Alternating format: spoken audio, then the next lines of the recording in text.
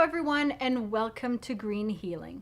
Today I will continue the Forms of Abuse series, and I want to touch on medical abuse and restraint abuse.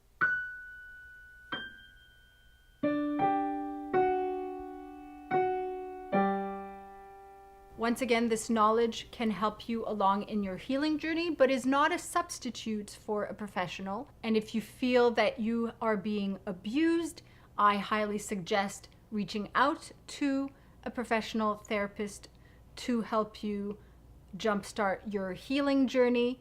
Also, I want to give a little heads up that I will be going into the details of different forms of these specific types of abuse with sometimes some examples, and it might be triggering or angering to some of you, especially if you've experienced that type of abuse. So just a little heads up for that. So medical abuse typically involves an inappropriate use of medication. It includes, without being limited to, withholding medication from another person, over-medicating, under-medicating, not complying with prescription instructions, forcibly and purposefully making sure someone's medication or remedy does not work, so tampering with a prescription. I actually have two examples of this form of abuse. The first one is from personal experience. So I had a really severe bronchitis when I was with NARCI. There was mold in the ventilation system where I was working, and the ventilation was directly blowing on me.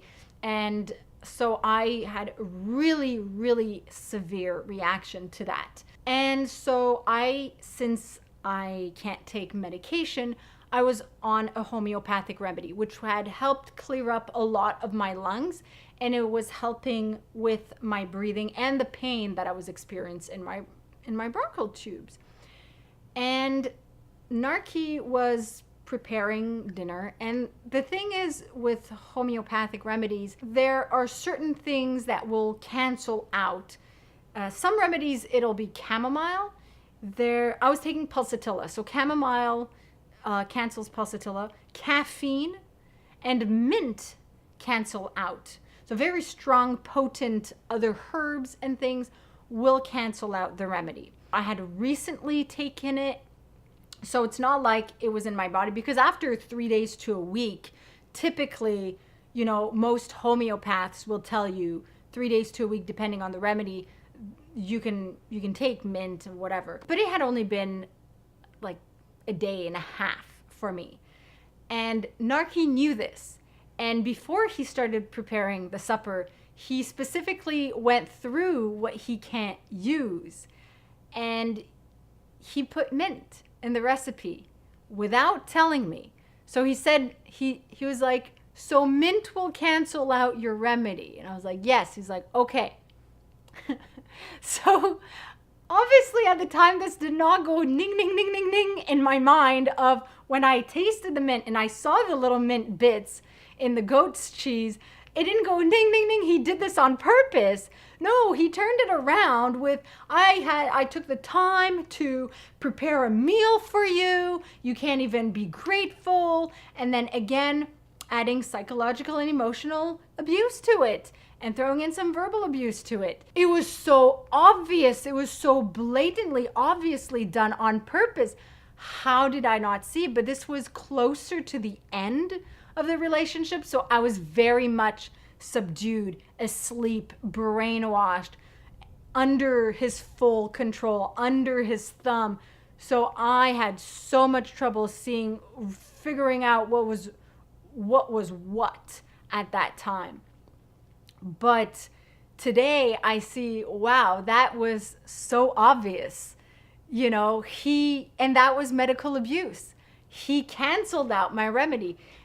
And I felt the effects of that cancellation very quickly. And of course, when I say there was the emotional and psychological abuse following it, there was, the punishment, the justification, the blaming, using this to justify future abuse. The guilt trip, the the typical stuff. Another example of medical abuse I will draw from an episode of Coronation Street that aired a couple months ago.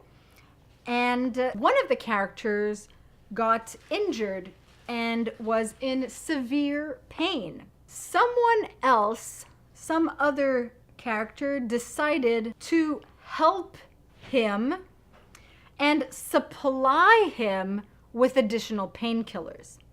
And these additional painkillers were stronger. And so the character got used to that. Then the pain kept coming back. So then he needed the stronger ones whenever he took the ones given by his doctor. And then after he needed more, and he became severely addicted to the painkillers to the point that he was taking other drugs.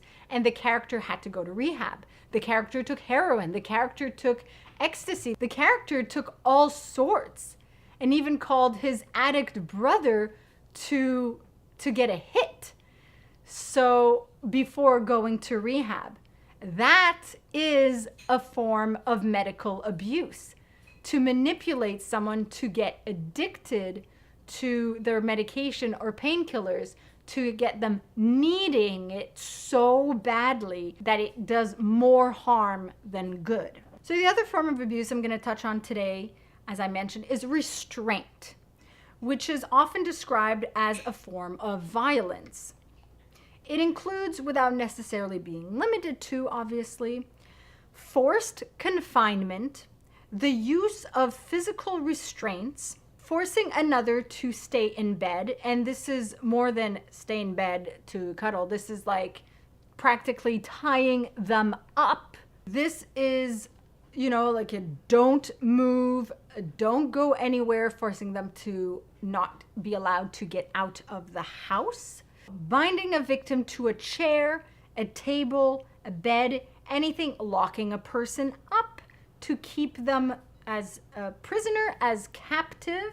And get this, relating in a way to medical abuse, an unwarranted use of medication, either by giving out more or restricting use in order to control the other person, for them to be dependent on you if you are the only person providing said medication. So medical abuse linking with restraint abuse. So as we say, that's some serious shit right there. Thankfully, I never experienced restraint abuse.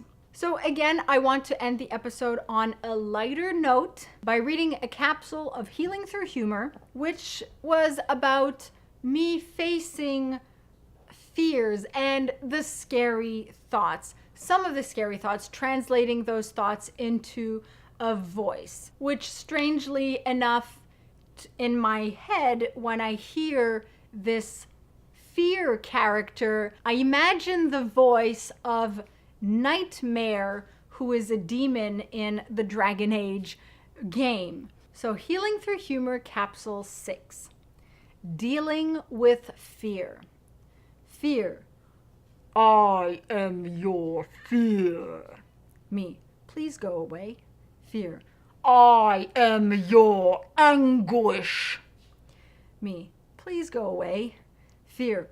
I am your worst nightmare. Me. Yes, I get it. Now can you please go away? Fear.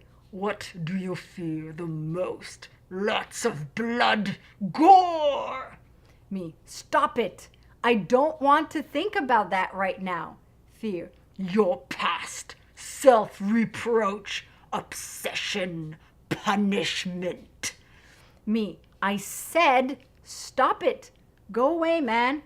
Get out of my head. Fear. The more you feel it, the bigger I grow. I will invade your every cell. Me. Stop. Go away. Husband opens the front door, enters the house. Fear. I feed on your. Me. I said, go away. Husband, but I just got home. Me, no, not you. I was talking to Fear. Sorry. Husband, oh, okay, I guess. So that's where I will end this episode of Green Healing. Remember to share this with anyone whom you feel will benefit from it, anyone whom you think has experienced these types of abuse. And remember to seek out help if you feel that you are experiencing these forms of abuse. And feel free to share your experiences as well if you are comfortable doing so. And remember, empower yourself and be emotionally free.